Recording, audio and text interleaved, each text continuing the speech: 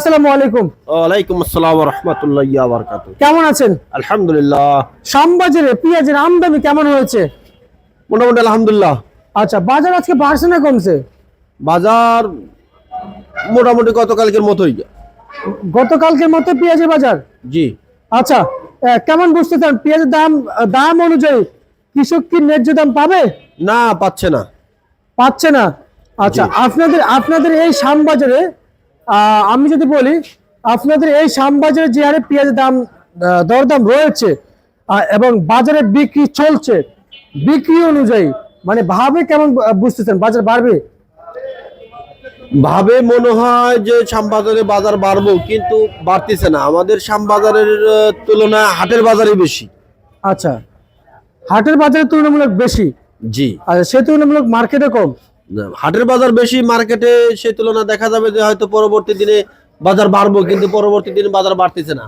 পাইকার কম, বেচা কেনা একটু স্লো। আচ্ছা আচ্ছা আচ্ছা, এই পেঁয়াজ আজকে কত টাকা কেজি দরে বিক্রি চলছে? উপরে বিক্রি করছে 38 টাকা, নিচে 35 টাকা।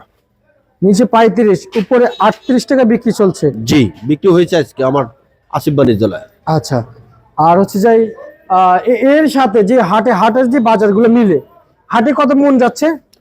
হাটে 1500 থেকে 1600। 1500 থেকে 1600 টাকা পেঁয়াজ হাটে বিক্রয় চলছে। জি। আচ্ছা, মার্কেটে আজকে উচ্চ বাজার কত গিয়েছিল? আমাদের বাজারে মার্কেটে আজকে সর্বোচ্চ বাজার 38 টাকা। 38 টাকা। আর সর্বনিম্ন বাজার? সর্বনিম্ন বাজার আপনার 32 থেকে 33। 33। আচ্ছা, আর এই পেঁয়াজ এখন কি শেষ পর্যায়ে নাকি আরো আসবে? না, আগুরের শেষ পর্যায়ে। মানে পেঁয়াজের তো দুটাই থাকে, একটা আগুর একটা নাবি।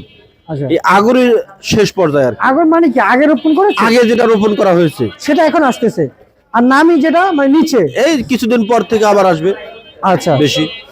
সো এই পেঁয়াজ তার মানে আর কতদিন আসবে এভাবে?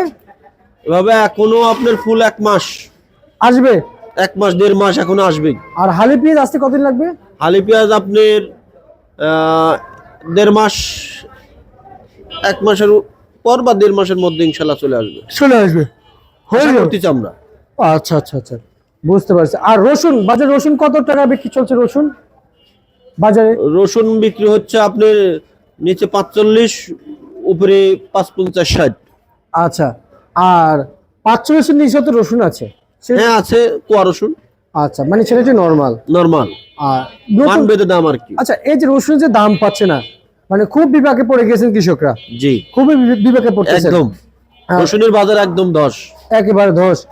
এরপরে গেল বছর কৃষকরা তো ব্যাপক হারে লস দিল পেঁয়াজে, এবছর কি লস দিতে হবে? হ্যাঁ, এবারে রল দিচ্ছে রসুনে বেশি। পেঁয়াজে পেঁয়াজও লস।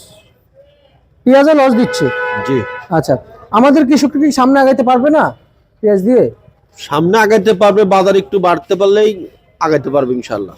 আচ্ছা আচ্ছা আচ্ছা, পেঁয়াজের বাজারে যদি 50-50 থাকতো তাহলে হয়তো কৃষক বেঁচে কিছুটা থাকতো। দাম পাইতো। আচ্ছা, কৃষক কিছুটা দাম পাইতো যদি পেঁয়াজ যদি একটু দাম বেশি থাকতো, আর এখন তো তা নাই। আচ্ছা, আর এলসি কি বন্ধ হয়ে গেছে? এলসি তো বন্ধ হয়েছে, শুনি এলসি বন্ধ হয়েছে, কিন্তু বিলাকে আসে। ব্ল্যাকে আছে। আচ্ছা, সেটা তো ব্যবসায়ীদের দোষ না, সেটা ব্যবসায়ীর দোষ না, সিন্ডিকেটের দোষ।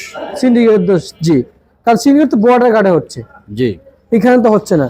মার্কেটে খালি পেঁয়াজ আসে বিক্রি করে আড়তদাররা, জি। আর তো কিছু না। না। আচ্ছা, ঠিক আছে, আপনাকে ধন্যবাদ। Welcome. এই ছিল আজকে সর্বশেষ বাজার তালিকা।